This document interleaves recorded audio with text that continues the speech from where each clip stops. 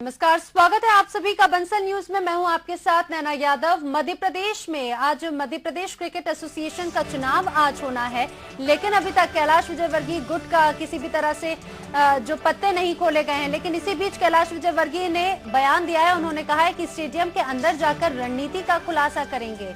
कैलाश विजयवर्गीय का ये बयान इंदौर में सामने आया है। आपको बता दें, दोनों ही गुट अपनी अपनी तैयारी में है, लेकिन खुलासा किसी ने नहीं किया। वहीं स्टेडियम के अंदर जाकर रणनीति खुलासा करने की बात कही है कैलाश विजयवर्गीय ने।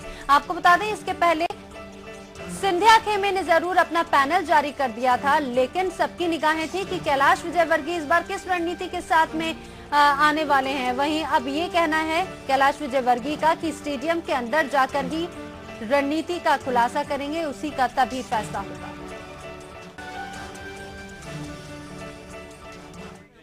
देखते अंदर जाने के बाद तय करेंगे। आप लोग अपने उम्मीदवार खड़े करने वाले हैं? देखेंगे ना, अभी अंदर जाने के बाद सारा तय होगा। दो सीटों पर बात हुई है, कोई क्या रणनीति? रणनीति तो वहीं पर मैदान में होगी, यहाँ कैसे बताएंगे।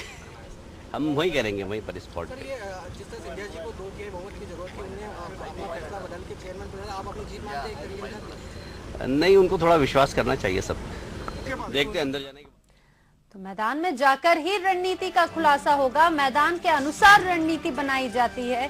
बेहद एक मजबूत रणनीतिकार माने जाते हैं कैलाश विजयवर्गीय, और एक बार फिर से उन्होंने यही बात दोहराई है कि स्टेडियम के अंदर जाकर ही रणनीति बनाई जाएगी। वहीं पर जाकर स्थिति को देखते हुए फैसला लिया जाएगा कि क्या रणनीति बनानी है, कैसे रणनीति बनानी है।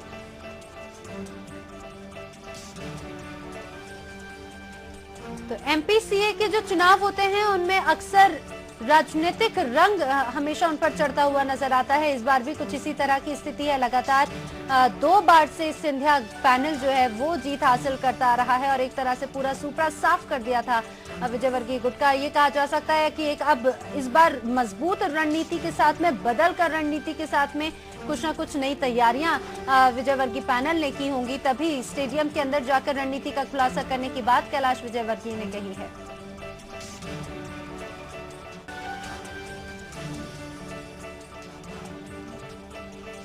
वहीं आपको बता दें कि जिस तरह से अभी जो परिस्थितियां नजर आ रही हैं, उससे ये भी बोला जा रहा है कि सिंधिया खेमे को वॉकओवर मिल सकता है। आपको बता दें, चुनाव को देखते हुए सिंधिया खेमे ने अपना पैनल जारी कर दिया है, और सबसे महत्वपूर्ण बात ये कि ज्योतिरादित्य सिंधिया इस बार अध्यक्ष की जगह चेयरमैन का नाम इस पैनल में उनका शामिल है। संजय जगदाले अध्यक्ष के लिए शामिल किए गए इस पैनल में। वहीं उपाध्यक्ष पद के लिए 3 नाम इस पैनल में शामिल किए गए हैं। उपाध्यक्ष की बात करें तो अशोक जगदाले, डॉक्टर M.K. भार्गव, नरेंद्र हिरवानी उपाध्यक्ष होंगे। ये पैनल तैयार किया गया है। वहीं इस पैनल में सचिव की पद की अगर बात करें तो मिलिंद कन्मड़कर जो है वो सचिव के पद पर हो सकते हैं। कोषाध्यक्ष प्रवीण कासलीवाल, संदीप मुंगरे, पंकज पांडे सह सचिव। कार्यकारी सदस्यों के लिए सिंधिया पैनल से 4 नाम है, जो है राजू चौहान, करण सिंह शेखावत, रवि भास्कर और प्रेम पटेल।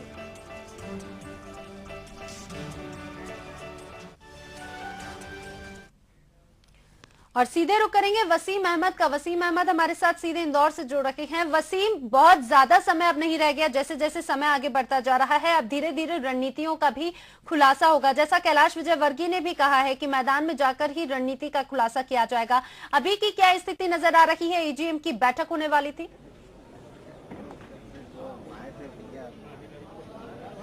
जी देखिए, 10 बज चुके हैं। जो तय वक्त दिया था उस वक्त पर एजीएम की बैठक शुरू हो चुकी है। अंदर अभी कहा जाए, देखा जाए तो करीब 100 से ज्यादा सदस्य पहुंच चुके हैं, और अभी भी सदस्यों का आना बाकी है।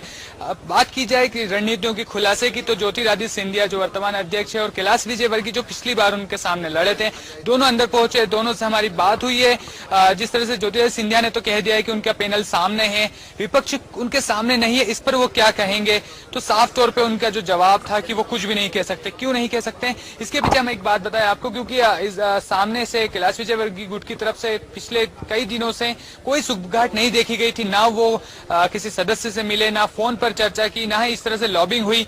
इस वजह से विपक्ष तो एक तरह से समझ में आ गया था सिंधिया पैनल को कि कोई सामने नहीं आएगा। कैलाश विजयवर्गीय का ये कहना था कि रणनीति के बारे में उन्होंने फिर वही कहा कि अंदर मैदान में जाकर खुलासा करेंगे। इसका मतलब साफ साफ समझा जा सकता है कि फिलहाल जो स्थिति है विजयवर्गीय गुट की तरफ से कोई चुनाव लड़ने की स्थिति में नहीं है, यानी एक तरह से सिंधिया पैनल को वॉकओवर मिल सकता है। क्योंकि यदि किसी भी तरह की रणनीति होती विजयवर्गीय गुट की तो जो सदस्य हैं उनसे कभी ना कभी मुलाकात होती, क्योंकि वो अहम वोटर होते हैं। काफी कम वोटर है, 264 वोटर हैं, उनमें से यदि 200 वोटर भी यहाँ पहुंचते हैं तो बहुत वोटर्स से मिलना जुलना जरूरी होता।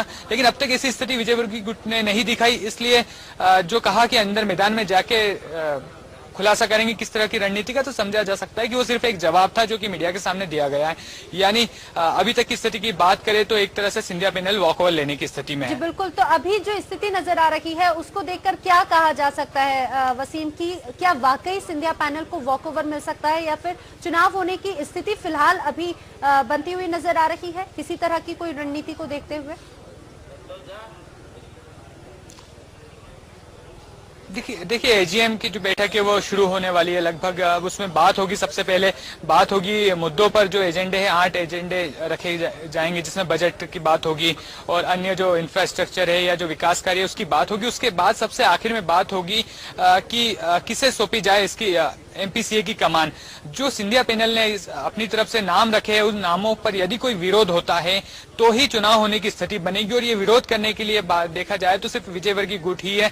अंदर जो गए हैं कैलाश विजयवर्गीय खुद गए, उनके साथ रमेश मेंदोला है, अमिताभ विजयवर्गीय है जो पिछली बार चुनाव में खड़े हुए थे, ये खास लोग अंदर गए। यदि ये लोग विरोध करते हैं किसी पद के लिए तो शायद उन पदों के लिए चुनाव हो जाए। हालांकि इसकी स्थिति बेहद कम नजर आ रही है, क्योंकि किसी भी तरह से विजयवर्गीय पैनल की तरफ से कोई लॉबिंग नहीं हुई है। आपके पास में वापस लौटेंगे, उसके पहले अपने दर्शकों को ज्योतिरादित्य सिंधिया का क्या कहना है वो सुना देते हैं। अच्छी बात है ना कि जो संविधान में प्रक्रिया है सदैव उस प्रक्रिया के आधार पे व्यक्ति को चलना चाहिए। और मैं तो समझता हूं कि बड़ी गर्व की बात है कि संजय जगदाले का नाम प्रस्तावित हम सब लोग ने साथ में किया है अध्यक्ष के रूप में, तो बड़ी खुशी है हमें। क्या एजेंडा रहेगा अगले साल? एजेंडा तो हम लोग अभी डिस्कस करेंगे, पर क्रिकेट की गतिविधियों को हम बढ़ाएं।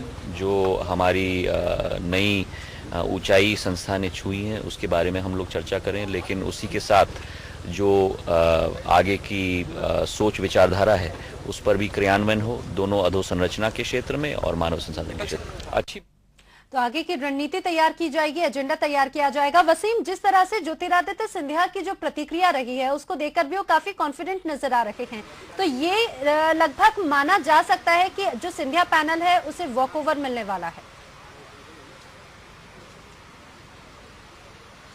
जी देखिए, असल में इस पूरे चुनाव को लेकर अगर हम बात करें तो थोड़ा सा ये इतिहास पर गौर करें तो ये मध्य प्रदेश क्रिकेट एसोसिएशन देश के उन एकमात्र क्रिकेट एसोसिएशन में गिना जाता रहा है जहां हमेशा से निर्विरोध हर पद के लिए उम्मीदवार चुने गए थे। लेकिन 2010 में पहली बार यहाँ चुनाव हुआ जब विजयवर्गीय गुट सामने आया, जो 2012 में दूसरी बार चुनाव हुआ।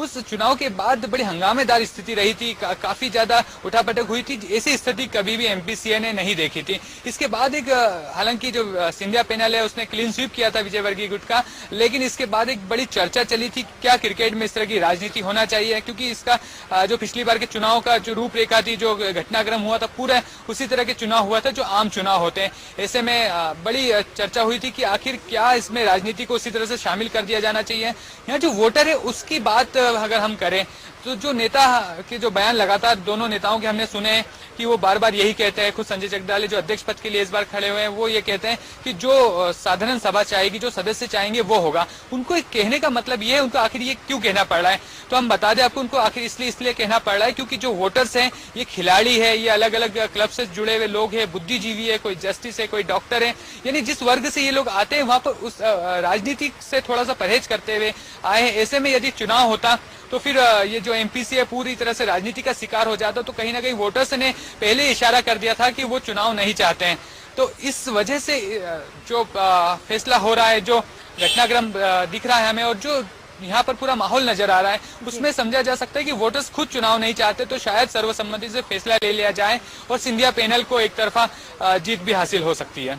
जी बिल्कुल, आपसे लगातार अपडेट लेते रहेंगे। फिलहाल तमाम जानकारी के लिए वसीम आपका धन्यवाद। तो जो अभी तस्वीर नजर आ रही है उससे जो समझा जा सकता है कि वोटर्स खुद चाहते हैं सर्वसम्मति से कार्यकारिणी गठित हो और फिलहाल चुनाव होने की जो कंडीशन है वो नजर नहीं आ रही है। वहीं जब कैलाश विजयवर्गीय से पूछा गया कि उनकी क्या रणनीति है तो उन्होंने कहा कि मैदान में जाकर रणनीति का खुलासा करेंगे, जब स्टेडियम वो पहुंचेंगे उसके बाद में ही आगे की क्या रणनीति होगी उसके बारे में चर्चा की जाएगी, उसका तभी खुलासा होगा, तभी रणनीति बनाई जाएगी। यानी कि क्या ये माना जाए कि इस बार जो विजय वर्गीय पैनल है वो इस पूरे मध्य प्रदेश की क्रिकेट एसोसिएशन के चुनाव से दूरी बनाए हुए है, या फिर फिलहाल वाकई कोई रणनीति नहीं है। लेकिन एजीएम की बैठक शुरू हो चुकी है, उसके बाद में ही सारी स्थितियां स्पष्ट भी कुछ ही समय में हो जाएंगी।